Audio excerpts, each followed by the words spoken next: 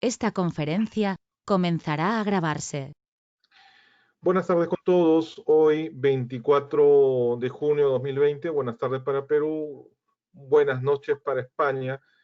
Contamos con la participación del docente Ricardo Ortega Ruiz. Él es historiador, es arqueólogo, científico ponente por la Cranfield University, profesor de arqueología y antropología forense del Instituto de Formación Profesional en Ciencias Forenses, formador de peritos judiciales para el Ministerio de Interior y Justicia de España. Hoy nos va a tocar el tema investigación de delitos de lesa humanidad y crímenes de guerra. Ricardo, tu público. Bueno, antes que nada, agradecer la invitación a participar en estas conferencias. Es un poco un resumen de lo que he venido trabajando en los últimos 17 años. Como bien ha dicho el compañero, me licencié primero en Historia, luego hice Arqueología, pues porque estamos hablando de una época en la que no había formación directa, ¿no? Tenías que dar un poco un rodeo para poder llegar. Entonces,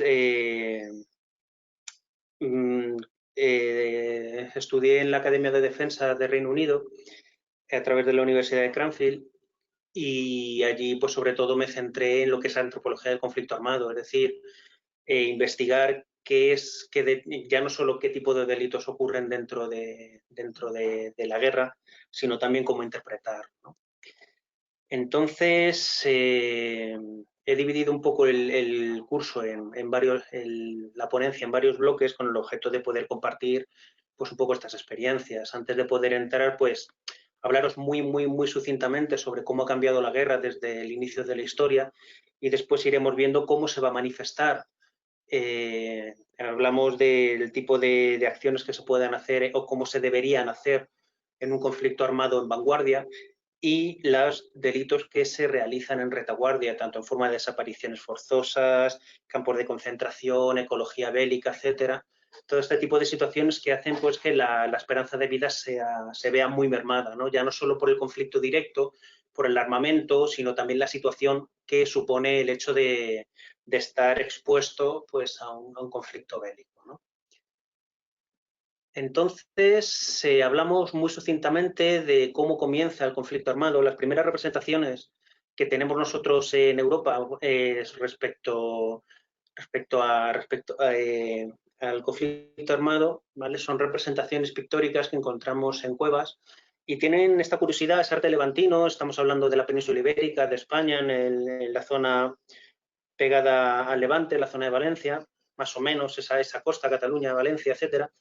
Y este representaba pues unas características un poco que llamaban mucho la atención en el sentido de que planteaban las mismas técnicas en un principio de caza, ¿vale? Pero aplicadas al combate con otros grupos, ¿no? Por el motivo que fuera, que es el gran problema que tenemos nosotros en la época, bueno, que se tiene en general del aspecto de la prehistoria, ¿no? No podemos saber más que lo que nos digan los restos recuperados, pues porque no hay escritura en la que poder basar los hechos, ¿no? Entonces, pueden ser por racias para poder tomar una serie de recursos, ¿no? Por una ocupación por un territorio, por la competencia, por la dominación de la zona, ¿no? Y vemos que efectivamente de la misma manera, de las mismas técnicas que supone la caza animal, ¿vale? Van a seguir las mismas técnicas como tal. Quiero decir, no hay una especialización entre caza y militar como hay a día de hoy, ¿no? Que se irá creando con el paso del tiempo, sino que los mismos cazadores, ¿vale? Serán también los que se enfrenten en batalla, propiamente dicho. ¿Vale? Damos un salto muy grande, ¿no? Edad antigua, Edad Media, vemos que en este caso las guerras se declaran, ¿vale? Tengo un conflicto con determinado grupo social o con determinado país, ¿vale? O ciudad-estado, y lo que hacemos es acordar con ellos un punto y un lugar en el que vamos a hacer una batalla, ¿no? El ejército de cada una de las partes, ¿vale? Con sus recursos, con sus estrategias, con su armamento, etcétera, ¿vale? Serán los que se vayan a enfrentar en un campo de batalla claramente definido, ¿vale? En hora y en lugar, ¿vale? Entonces se desarrolla la batalla y en función de este resultado vamos a tener que trabajar con ello. Es decir, a partir de hay guerras en las que sabemos exactamente dónde fue el campo de batalla y a partir de aquí a nosotros nos resulta más fácil poder obtener información, de poder trabajar de manera directa en campo, ¿no? Pero hay ocasiones en las que no puede ser tanto, porque hay algunas imprecisiones a la hora de poder hacerlo, porque el campo de batalla no sea la misma zona de inhumación y un largo etcétera, ¿no? Pero la guerra va cambiando un poco con el paso del tiempo. Esta pertenece, ya estamos hablando de la edad contemporánea, estamos hablando de las prácticas de este es el bombardeo de Guernica, ¿vale? Que se hizo por la Luftwaffe nazi alemana en España durante la Guerra Civil, que después pondría en efecto estas armas dentro de la Segunda Guerra Mundial, ¿vale? Y implicaría, en este caso, que atacarían población civil, ¿vale? Sin ningún tipo de recurso que quisieran eliminar. Quiero decir, es atacar por atacar, ¿vale? Entonces tenemos que el ejército, ¿vale? Ataca a población civil por el mero hecho, en este caso fue por mera práctica, ¿no? Pero también lo encontramos en ocasiones en las que lo hacen con objetivo de minar la moral de la sociedad y la propia del ejército, ¿no? Forzarle a cometer errores, a que vivan con miedo, ¿no? A que la sociedad se niegue a la batalla y se rinda, etcétera, etcétera. Va en este esquema, ¿vale? Y lo mismo que nos va a ocurrir con el famosísimo pues, atentado de las Torres Gemelas, que en este caso tenemos otro cambio más, otra vuelta de tuerca sobre qué es el conflicto armado. Ya no es solo un ejército que ataca a población civil, es población civil que ataca a población civil en nombre de un grupo social, ¿no? Un grupo social, un grupo religioso o lo que fuera en este caso, ¿no? Entonces ya no son, hemos visto que, por ejemplo, la guerra ya no es ejército contra ejército normalmente, ¿no? Ya no es solo ejército contra ejército, no solo ejército contra población civil, sino también población civil con población civil, propiamente dicha. ¿Vale? Entonces, lo que vamos a ver en esta ponencia, lo que se va a desarrollar los próximos minutos, ¿vale? Van a ser la diferenciación en los 4 bloques que hemos hablado antes, ¿no? Por un lado hablamos lo que es la lucha en vanguardia, cómo tiene que ser esa lucha, ¿vale? Hay armamento que está prohibido, armamento que no, ¿vale? Lo que va a ocurrir en retaguardia, ¿vale? También es importante, las desapariciones forzosas de los trabajos que hemos hecho en España y en Eslovenia, los campos de concentración que trabajamos, en mi caso, estando en época de estudiante, ¿vale? Y Ecología Bélica pues es un proyecto en el que estamos trabajando a día de hoy, más estar a la espera de una serie de proyectos más que íbamos a desarrollar este año, pero el COVID nos ha cerrado el grifo de momento, ¿no? Pero al que volveremos, pues espero que ya cara al año que viene, ¿no? 2021 es donde las fechas que nos están dando para retomar proyectos internacionales, ¿no? Con la lucha en vanguardia nos tenemos que remontar pues, un poco a lo que hemos hablado antes, a 2 ejércitos que se enfrentan en un punto concreto, ¿vale? Pero en este caso los sistemas de defensa, los sistemas de ataque van a ser completamente diferentes a los que hemos visto en periodos históricos, ¿no? Hablamos de lanzamiento de proyectiles, armas cortas, bueno, armas cortas no, salvo situaciones muy concretas, ¿no? Armas largas, es decir, hablamos que por un lado tenemos a un bando, bueno, a ambos bandos, ¿vale? Que están luchando con armamento largo porque cuanto más lejos llega el proyectil, menos me tengo que acercar yo al rival y por lo tanto menos peligro voy a correr yo, ¿vale? Entonces, ¿qué tipo de armamento nos solemos encontrar? Pues armamento largo, es decir, aquel que el mecanismo de disparo provoque que el proyectil vaya a llegar lo más lejos posible, que el cañón sea lo más largo posible porque cuanto más tiempo esté impulsado el proyectil a partir de la explosión, más lejos va a llegar, ¿no? A partir de la morfología propia del proyectil también va a viajar más o menos lejos, ¿no? En función de si es una bala de punta más fina o si es de punta gruesa, ¿no? Etcétera, etcétera. Vamos a encontrar también una serie de elementos de arrojadizos, ¿no? Hablamos de granadas, hablamos de bombas, ¿no? También hay ocasiones en las que se instalan minas, hay ocasiones en las que se lanza fuego de mortero, todo siempre un poco en función de la preparación que vaya a tener y el tiempo de antelación con la que se pueda preparar una batalla, ¿no? Hay veces que son racias, ¿no? De entras, atacas y te vas, y por lo tanto la posibilidad de defensa que tiene el rival va a ser mucho menor, ¿vale? Y por otro lado vamos a tener también el hecho de la disponibilidad que vaya a tener, porque también depende de la calidad de las armas del ejército, el entrenamiento que haya tenido, va a influir también el lugar donde se va a desarrollar la batalla, ¿vale? Entonces son muchos factores en los que nos tenemos que encontrar a ese respecto para poder determinarlo. Entonces tenemos, como vemos en esta imagen, una serie de restos de proyectiles, de explosivos que diga, ¿vale? En este caso, pues el explosivo va a funcionar más o menos como una ignición de fuego, ¿vale? Dentro de un espacio cerrado, que en el momento en el que se amplía, se expande el aire dentro de este espacio cerrado, provoca una explosión y va a hacer daño de tres maneras. Por un lado, por la explosión propiamente dicha, por otro, la onda expansiva y por otro, los objetos que lanza este proyectil. Porque puede estar perfectamente diseñado para generar metralla y esta metralla servir también para generar daños al rival, ¿no? Entonces, en este caso, es otro armamento que solemos encontrar y que a día de hoy sigue en función de cómo y dónde se utilice, ¿vale? Puede seguir siendo pues, crimen de guerra o no, en función de si lo utilizas contra población civil o no, en función de qué tipo de armamento vayas a utilizar, porque hay una serie de armamento que sí que está internacionalmente reconocido, de tal manera que se puede utilizar sin provocar, es decir, provocando el menor daño posible al rival y como resultado, pues, tener una lucha justa, ¿no? Pero hay otros, tenemos proyectiles incendiarios, fragmentarios, ¿no? Tenemos de punta hueca, que todo ello lo que anima es hacer el mayor daño posible a tu rival y son armamento que está técnicamente prohibido. Entonces, el uso de este tipo de proyectiles o utilizo de armamento sobre población civil es considerado lo que hablábamos antes de un crimen de guerra, ¿no? Porque estás utilizando unos materiales que lo que van a hacer va a ser aumentar el dolor de manera significativa a tu propio rival, ¿no? Entonces aquí tenemos pues la inserción de un fragmento de este explosivo, de esta metralla, ¿vale? En un individuo muy joven, ¿vale? Si os fijáis, no ha terminado todavía de fusionar las dos secciones de la diáfisis con respecto a la epífisis, entonces ya nos está diciendo que tendrá menos de 18 años seguro, ¿no?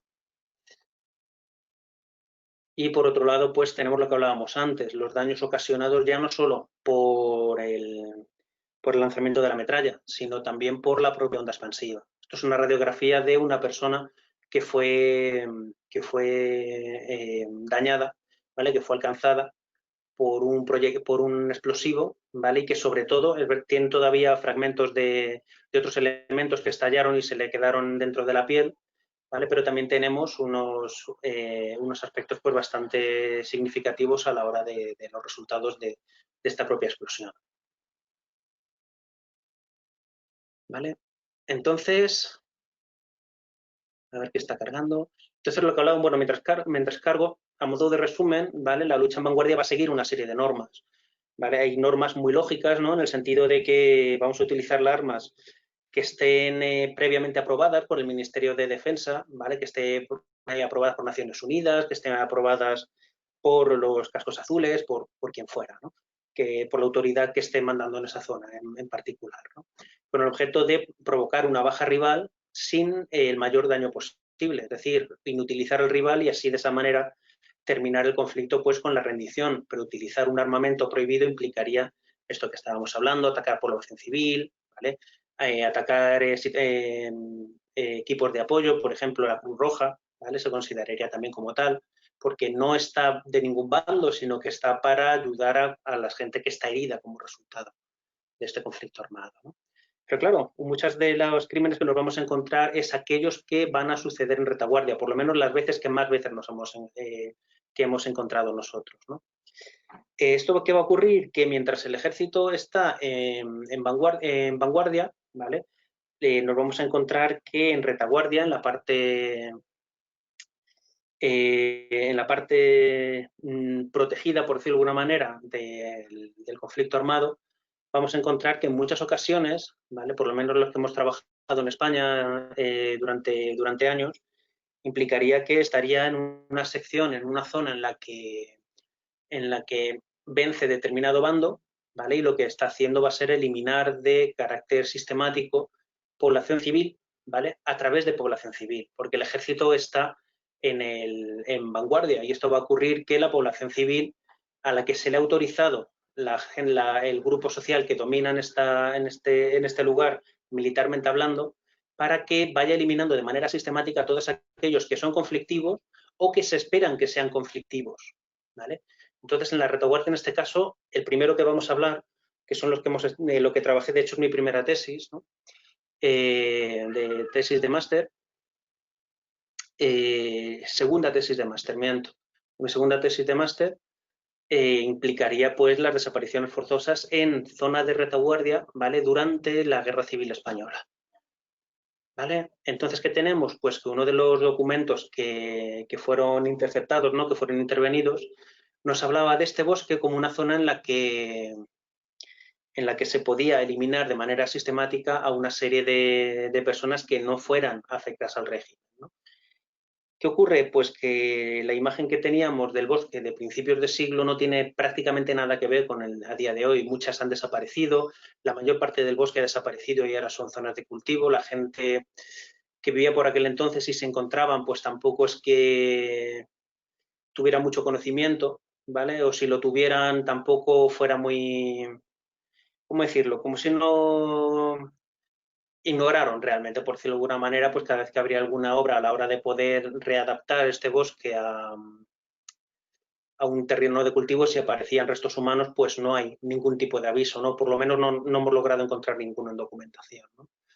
Entonces, esta zona de retaguardia implicaba que el ejército franquista, en este caso, y el ejército republicano estaban luchando en el frente, y en este caso, ¿vale? Estamos hablando de la zona franquista, ¿vale? Autorizaron a un grupo social, político-social, denominado Falange, ¿vale? Que lo que hacía era acabar de manera sistemática con aquellas personas que no eran adeptas al régimen, ¿no? ¿Qué ocurre? Se denomina también delitos de lesa humanidad o crímenes de guerra. Delitos de lesa humanidad seguramente sería donde más encajara, porque están matando civiles que no están participando en un conflicto armado, ¿vale? De hecho, muchas de la documentación que encontramos a este respecto es gente que son sacados de sus casas, ¿vale? Los llevan a este punto del bosque, a algún punto de este bosque, ¿vale? Y no se vuelve a saber de ellos, ¿no?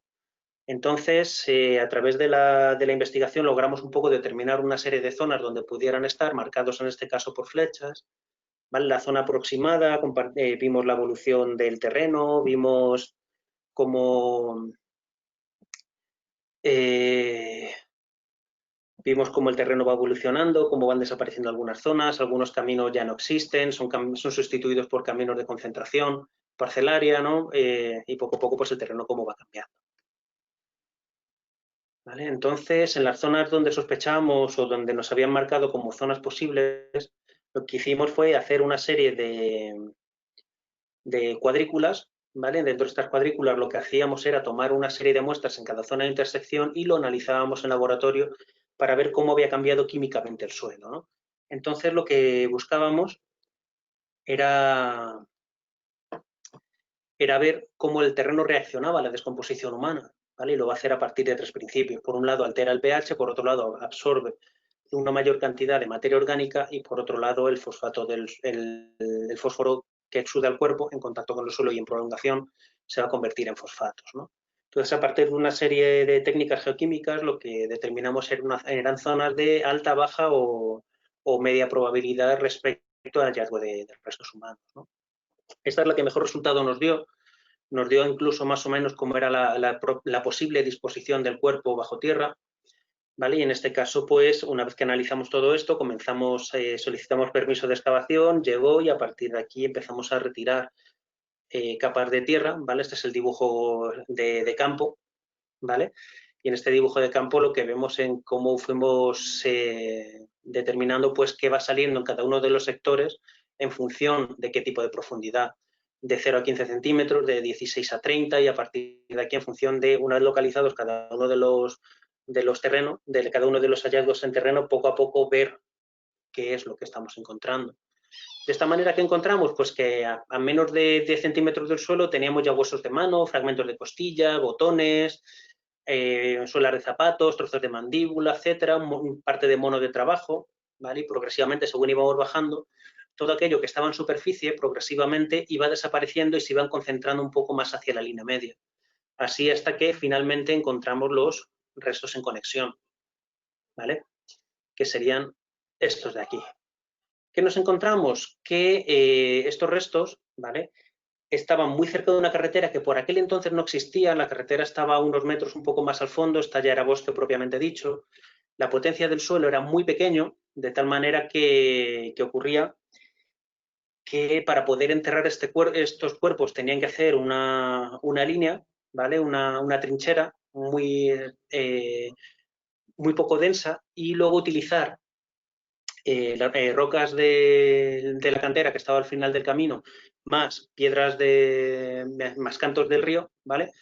Con el objetivo de poder cubrir esta zona, ¿no? Entonces, encontramos eso por un lado. Por otro lado, también nos dimos cuenta que la fosa había sido saqueada. Si os fijáis, de la zona de los pies hacia abajo, el agujero es mucho mayor, pero porque alguien se había llevado antes los cuerpos anteriores, ¿no? ¿Qué nos encontramos? Que estas fosas fueron saqueadas de manera sistemática, ignoramos el motivo, ¿vale? Pero por ese motivo también alrededor de estas nos encontrábamos huesos que en un principio no sé por qué no interesaban, ¿no? Fragmentos de costillas, falanges, vértebras, etcétera, pero incluso encontrábamos objetos de valor, bolsitas de moneda, relojes, peines, materiales de limpieza, etcétera, etcétera. Entonces, lo que nos hace pensar un poco que la persona que estuviera buscando esto, pues se centrará en los restos humanos y un poco más para lo que fuera, lo que lo quisiera, ¿no? Más todos aquellos pues, que desaparecieron con las propias obras. ¿Vale? Vemos también que hay marcas de torturas, ¿vale? Dentro de los restos, hay disparos en zonas no vitales. En este caso hablamos dentro de una rodilla, pues estamos hablando de un niño de unos 17, 18, 19 años como mucho, a partir de la evolución ósea, ¿vale? Lo que nos encontramos como gran diferencia respecto a sistemas de ejecución, en el sentido de que en el momento en el que ejecutas a una persona sigues un protocolo, no se tortura a una persona que va a ser ejecutada, sino que sigues un protocolo y ahí se queda, ¿no? Pero en este caso vemos evidencias de que las personas son torturadas antes de ser asesinadas, ¿no? Aquí tenemos un disparo en la rodilla, aquí tenemos una patada en el cráneo, ¿vale? Que lo fragmenta en dos secciones, provocando prácticamente la muerte instantánea del individuo, que como vemos le está saliendo también el tercer molar y estamos hablando que es un individuo todavía en etapa de maduración. Por lo tanto, tenemos otras marcas, ¿vale? De tortura con respecto a personas que hacen desaparecer y que finalmente pues acaban siendo enterradas en un bosque, ¿no? ¿Vale? Y luego tenemos también otras caracterizaciones que nos están indicando que esto no se trata de una ejecución, porque en una ejecución generalmente lo que se hace es el tiro de gracia, ¿vale? Es decir, por un lado tenemos los disparos que van a ir hacia la línea media del cuerpo como sistema de ejecución, y si el individuo sobrevive, pues tiene el disparo en la nuca como resultado con el objetivo de acabar con la vida de esta persona. Como resultado, lo que nos encontramos es que fallece dentro de una sección protocolaria. Un disparo en el cuello, ¿vale? No se considera como tal, entonces nos está dando también otra evidencia que lo que nos va a indicar es que esta persona no pertenece a una ejecución sumarial, sino que es una desaparición forzosa, ¿no? Le sacan de donde quiera que esté, se lo llevan al bosque y ahí lo hacen desaparecer, básicamente. Vale, estas son un poco las conclusiones de los trabajos que hemos desarrollado en España a este respecto, pero también estuvimos trabajando en Eslovenia, que es un país de los Balcanes, cerquita de Italia, de Croacia, ¿vale? De Bosnia. En esta zona también estuvimos trabajando desapariciones, pero vinculadas a la Segunda Guerra Mundial y la Guerra Fría. ¿Vale? Esta es la zona de deposición de los cuerpos, ¿vale? Estamos hablando de los Alpes Julianos, los Alpes, ¿vale? La sección sur de los Alpes. Y en este caso estamos hablando de una época en la que ya no quedaba mucha resistencia tampoco, en el sentido de que las fuerzas democráticas pues se habían destruido a sí mismas, ¿no? Dentro de la Segunda Guerra Mundial. Entonces hay otros poderes, ¿vale? En este caso fue el comunismo, quien aprovechó para ocupar el poder, ¿vale? Progresivamente se fueron haciendo fuertes y fueron tomando posiciones dentro del país, ¿vale? En esta zona estamos hablando de la cercanía de Beguñe, ¿vale? Krimskaya Yama es la cueva en la que trabajamos, ¿vale? Progresivamente lo que fueron haciendo fue conquistar de manera progresiva las poblaciones de las inmediaciones, ¿no? Siguiendo una serie de vías de comunicación y quitando de en medio pues, a todas aquellas personas que suponían un problema o a corto o medio plazo iban a poder suponer un problema. Entonces, de esa manera, pues se cubren las espaldas y como resultado lo que nos encontramos es que van a quitarse el problema pues lo antes posible, ¿no? Entonces, se dedicaban, pues, en este caso, ¿vale? Estos son unos altares que se construyeron a posteriori, ¿vale? En este caso lo que hacían desaparecer era gente de la derecha, ¿vale? Hablamos del cura, casi siempre era el primero, por lo que nos contaba la gente de los alrededores, gente de dinero, ¿vale? Políticos de determinado cuño, ¿vale? Y así y más luego población civil que tuvieran algún tipo de vinculación con respecto a este sistema político, ¿no?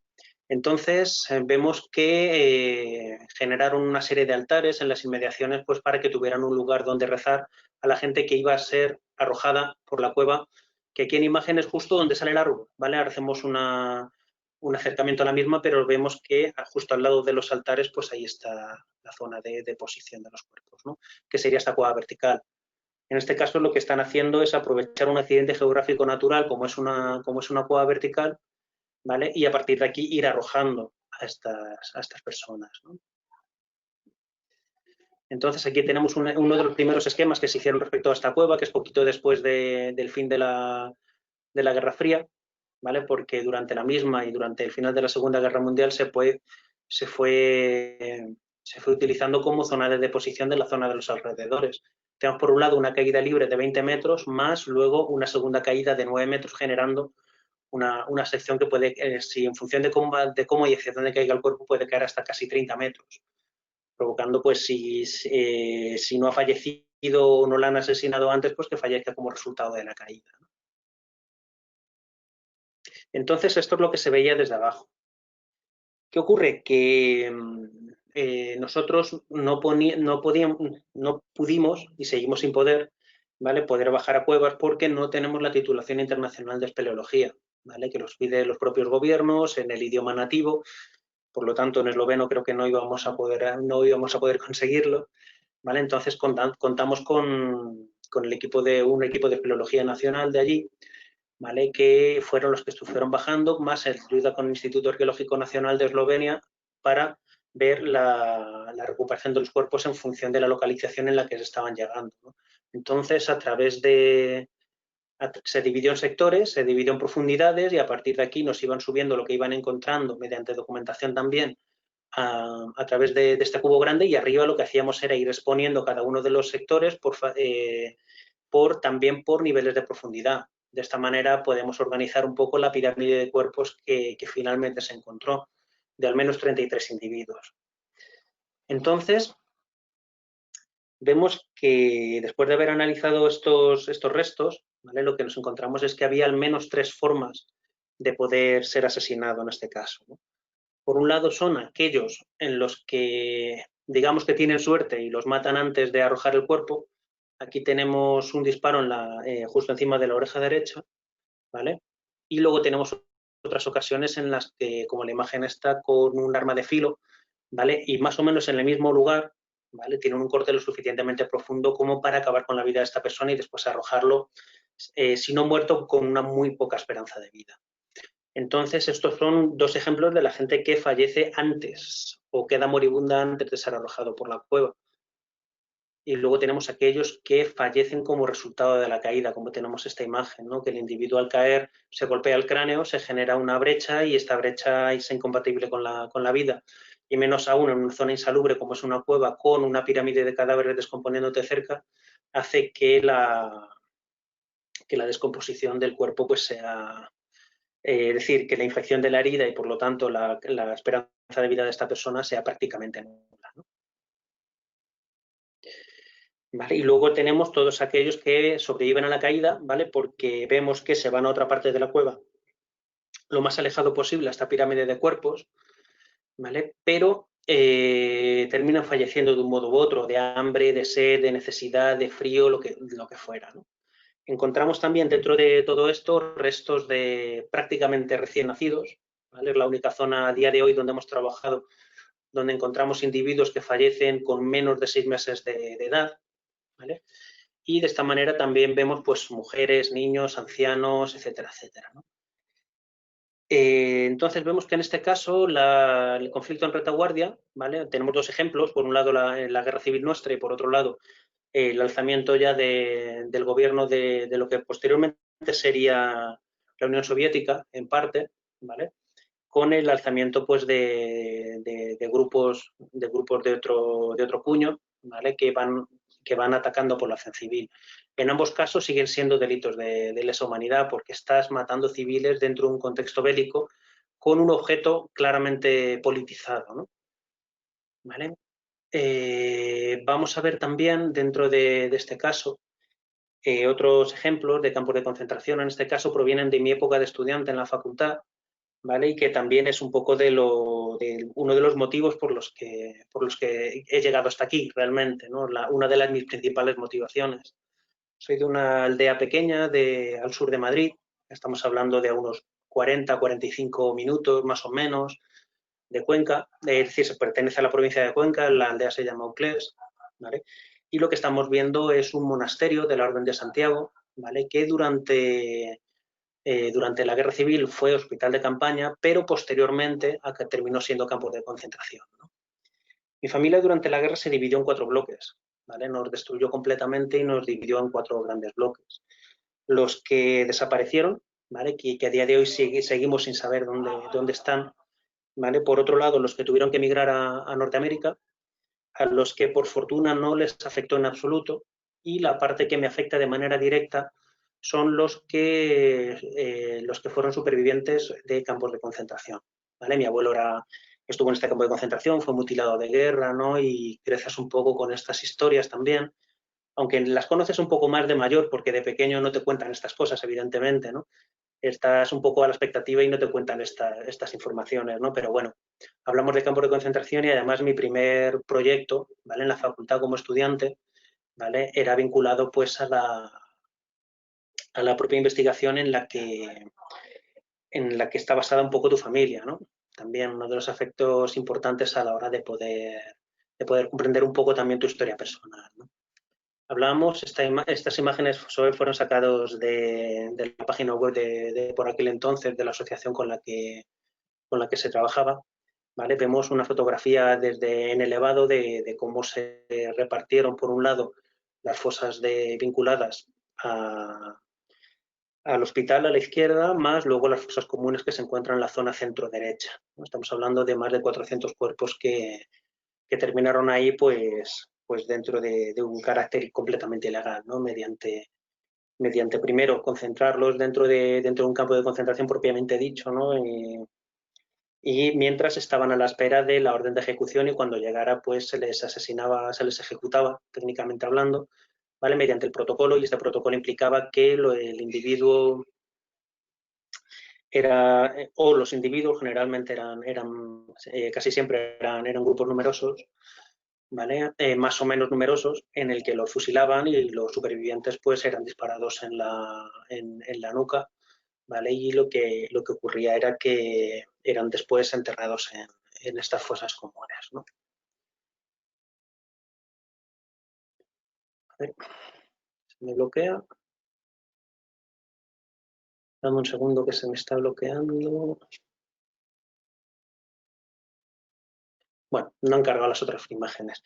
Bueno, básicamente lo que iba a enseñar, lo que viene a decir este tipo de sistema de ejecución, ¿vale? Implicaba que el reo iba a ser dispuesto delante de un pelotón de fusilamiento, ese pelotón de fusilamiento disparaba una serie de ráfagas, ¿vale? Hacia la línea media del cuerpo, que era donde se encuentran también buena parte de las heridas, y si el individuo todavía sobrevivía, ¿vale? Lo que hacían era darle un disparo en la nuca como objeto de acabar con su sufrimiento, y es por ello por lo que se le denomina tiro o disparo de gracia, ¿no? Con el objetivo de que sufra lo menos posible, y como resultado lo que nos encontramos es que esta persona fallece dentro de un protocolo, que son esos protocolos lo que tienen como objeto era acabar con la vida de una persona que ha cometido determinado delito, ¿vale? No entraremos en detalles porque veo que me estoy quedando sin tiempo, ¿vale? Y con el objeto de asesinarlo con el menor cantidad de daño posible y dentro de un protocolo que ha sido previamente acordado. Pero luego también vemos, ¿vale? Dentro del mismo, ¿vale? Técnicamente no es un delito de lesa humanidad o un crimen de guerra, pero sí que viene a colación porque estamos ahora en plena investigación a ese respecto. Hemos terminado el segundo año de campaña. Con un poquito de suerte, a finales de semana entregamos ya el informe y podemos ir actualizando también, ¿no? Y ir compartiendo más información con el resto en conferencias o estudiantes, etcétera. ¿Vale? Hablamos de todos aquellos elementos que suponen una pérdida de calidad de vida por estar metido dentro de un aspecto bélico, ¿no? Hablamos de ecología bélica a todos aquellos aspectos que van a verse modificados, ¿vale? Dentro del ambiente, dentro del medio en el que se vive y que van a verse afectados siempre o casi siempre a peor, ¿vale? Como resultado de una guerra, ¿vale? Técnicamente no están sufriendo los disparos, pero sí ven una reducción drástica de su calidad de vida. En este caso, trabajamos en esta zona que marcamos en el mapa, Olivenza, Badajoz, en la frontera con Portugal, y estamos trabajando en un hospital militar procedente de la época de la Guerra de Independencia nuestra con respecto a Francia. ¿Vale? Muy resumidas cuentas, las guerras napoleónicas, entre otras cosas, conquista España bajo la excusa de tomar Portugal porque lo que querían hacer un bloqueo continental con respecto al Reino Unido porque no podían con ellos militarmente hablando. Entonces, si hacen un bloqueo continental, no le van mandando víveres, llegaría un momento en el que eventualmente se iban a rendir, porque estamos hablando de una época en la que no había aviación. Por lo tanto, cualquier barco que trataba de cruzar el Canal de la Mancha pues era fácilmente derrotado, ¿vale? por la Armada Invencible, ¿no? de Reino Unido. Entonces, España fue ocupada por el ejército napoleónico, ¿vale? Y esta es una de las ciudades en las que estamos trabajando, que se llama Olivenza. Este es el mapa de la ciudad más cercano al conflicto armado en el que nos encontramos, es decir, las balas de mosquete, que fueron las que nos dataron, que dataron el estrato, procedían según el Instituto de Ciencia y Cultura Militar, de Historia y Cultura Militar del Ministerio de Defensa, lo databan con respecto a las guerras napoleónicas y hablamos de 1800, 1825 más o menos, que se utilizaron este tipo de balas en particular. ¿Vale? Entonces vemos, este es un mapa en el que se quedan marcadas las zonas más importantes. Tenemos que las principales importantes, ¿vale? Estamos hablando de asedios. Durante esta época esta ciudad fue asediada al menos 4 ocasiones. ¿Qué ocurre? Que tenemos al ejército fuera, no podemos salir, ¿vale? Porque nos vamos a encontrar con el ejército, pero tampoco ellos pueden entrar porque están las murallas de por medio. ¿Qué ocurre? Una reducción drástica de la calidad de vida. Hablamos de que las principales fuentes de agua están fuera de extramuros, ¿vale? Es decir, colectan el agua de fuentes secundarias o de la lluvia o de donde puedan recuperarlo, ¿vale? Los campos de cultivo evidentemente están fuera de la ciudad, por lo tanto progresivamente se van a ir quedando sin alimento. La mayor parte del ganado se ha quedado fuera, por lo tanto pasan a disposición del ejército. Algunos animales que se hayan podido entrar a intramuros, ¿vale? Que se hayan podido traer, ¿vale? Se van a utilizar para alimento secundario, porque para alimentos tipo leche, tipo quesos, ¿vale? Lana, ¿vale? Pero si se lo comen no van a poder tener reemplazo, porque no se saben cuándo van a volver a abrirse las murallas. Hablamos de hacinamiento porque según iba avanzando el ejército por los pueblos de los alrededores, la gente iba huyendo y buscaba refugio en la ciudad amurallada. Entonces estamos hablando también de un hacinamiento muy grande de personas. Más progresivamente, al no tener recursos, los hospitales de la ciudad progresivamente se iban quedando también sin medios para poder atender a la gente, ¿no? Entonces vemos que se está generando un caldo de cultivo que lo que va a provocar va a ser que la calidad de vida se vaya a ver drásticamente mermada, ¿no? Entonces, dentro de esta investigación, lo que nos estamos dando cuenta, ¿vale? Es que la esperanza de vida se recorta muy, muy drásticamente, ¿no? Esta es la zona, uno de los baluartes de la muralla, ¿vale? En la zona que está marcada con rojo fue la zona donde se procedió a la excavación, porque este era un convento que se hizo después para una construcción, ¿vale? Para ser rehabilitado como una hospedería, es decir, utilizar el antiguo edificio, ¿vale? Que para que pasara de ser un edificio que pasó por muchas cosas, ¿no? Pero pasó a ser convento, hospital militar, guardia civil, policía, etcétera, etcétera, centro de danza y arte, ¿vale? Pero para convertirlo en una zona donde la gente pudiera hospedarse con el objetivo de mejorar pues, el turismo rural, porque esta zona de España no tiene mucho turismo. Tiene turismo, ¿no? Pero no es el turismo de sol y playa que busca la gente general, ¿no? Pero bueno, entonces se hicieron esta serie de obras, ¿vale? Y dentro de estas obras pues se encontraron 424 cuerpos. ¿Vale? Aquí están divididos en cuadrantes, las zonas de deposición. Vemos que hay algunas zonas en las que los esqueletos han sido enterrados de manera más o menos ritual, ¿vale? Boca arriba, manos cruzadas, etcétera, etcétera. pero hay zonas donde hay fosas comunes, incluso algunas de muchos individuos. ¿Qué ocurre? Que durante la etapa entre asedio y asedio aprovechan, ¿vale? Aprovecharían, sacarían los cuerpos de la gente que hubiera fallecido, los enterrarían deprisa y corriendo y volverían a meterse de nuevo entre muros porque el ejército regresaba, mientras se preparaban para otro asedio, ¿no? Entonces, dentro de este grupo hemos analizado, son 424, llevamos 201, de hecho, analizados hasta el día de hoy, y las que vamos a mostrar ahora son los resultados de la última, porque no hemos podido actualizar, porque con un poquito de suerte termino este mismo viernes el informe, pero se van consolidando. Es decir, lo que vamos a mostrar aquí, estos resultados, implica también que una consolidación de lo que estamos viendo, porque la evolución es lineal. Hablamos que la inmensa mayoría de los individuos van a ser varones, ¿vale? No por el hecho, no por nada en general, sino porque este es un hospital militar y en el hospital militar, ¿vale? Generalmente se atiende a varones o familias de militares, ¿vale? Mientras que mujeres y niños van a otros hospitales, ¿vale? En muchas ocasiones no hemos podido determinar el sexo, bueno, pero eso ya es otro apartado, ¿no? Vemos que la gran mayoría de los individuos fallecen antes de los 30 años y, de hecho, más de la mitad de los mismos fallecen antes incluso de ser mayor de edad. Vemos enfermedades, vamos a ver enfermedades de carácter metabólico, vamos a ver carácter infeccioso, en este caso es una tuberculosis que no llegó, o una posible tuberculosis que no llegó a su desarrollo porque el individuo fallece muy, muy temprano. Hablamos de que es una enfermedad zoonótica que se transmite del animal al ser humano y por lo tanto, y soy un ser humano que además es muy joven, que no ha desarrollado todavía el sistema inmunitario y además le estamos teniendo en una situación precaria en base a alimento, en base a trabajo y en base a higiene, ¿vale? Por provocar porque la esperanza de vida de este individuo no vaya a ser mucho más alta. Por lo tanto, tampoco podemos especificar qué tipo de enfermedad puede ser, ¿no? Tiramos un poco hacia las infecciosas y dentro de las infecciosas tiraríamos un poco hacia las tuberculosis como resultado de convivir con animales que han podido transmitir esta enfermedad, ¿no? ¿Vale? Hablamos de heridas que, esto es una osteomielitis, es una herida que termina sobreinfectándose, estamos hablando de una pierna izquierda. Entonces lo que nos encontramos en este caso es que ya no solo la propia situación, sino que nos encontramos también que la carencia de recursos que nos vamos a encontrar respecto al hospital nos va a dar problemas también a la hora de poder atender a los pacientes, ¿vale? Esta quizá no sea la más evidente, pero bueno, tenemos unas cribas orbitales, ¿vale? Que serían una serie de poros que se generan en la cuenca ocular, la cara interna, y que lo que nos va a demostrar va a ser que una serie de faltas de nutrientes que haya consumido el individuo y por lo tanto una degeneración del tejido del esqueleto, ¿vale? Hundimientos vertebrales como resultado de trabajar, sigue siendo, si os fijáis, no ha terminado de cerrar tampoco el arco exterior del cuerpo vertebral, lo que nos remite a trabajos muy duros desde bien pequeño, ¿vale?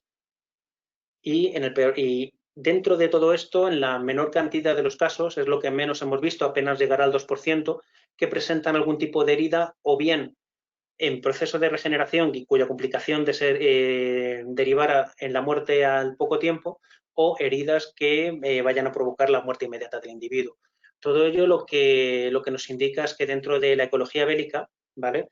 Lo que está haciendo es generarse un caldo de cultivo para enfermedades y un recorte drástico en la esperanza de vida, porque no tiene los medios para poder hacer ni agua, ni alimentos, le sumas el hacinamiento, el ejército está fuera disparándote, animales que pueden estar enfermos y que te pueden pegar enfermedades, que no haya recursos sanitarios para poder hacerlos y un larguísimo etcétera, ¿no? ¿Es delito de lesa humanidad o crimen de guerra? Técnicamente no, porque los asedios son legales, ¿vale? Pero luego ya la moralidad es diferente, ¿no? A ver por dónde van las cosas. No es un delito. En un principio, ¿no? Habría que verlo un poquito con lupa, y menos sobre todo hablando de un caso de hace 200 años, ¿no? Pero bueno, me he ajustado a tiempo, lo cual es bastante extraño porque normalmente me suelo ir por las ramas, me he puesto un cronómetro viendo a ver cómo puedo ver cada una de las partes sin dar mucha vuelta y poder ajustarme al tiempo específico. Daros las gracias por escucharme, este rollo que os he soltado de los últimos 17 años de investigación, un poco enmarcado en cada uno de los elementos en los que solemos trabajar, ¿vale? Vanguardia, retaguardia, desapariciones, campos, hospitales, etcétera, etcétera, tanto por Europa como por América. y espero que os haya gustado, ¿vale? Aquí os dejo mi correo para cualquier duda que podáis tener y, por supuesto, cualquier duda que tengáis ahora, pues quedo a vuestra disposición para poder resolverla.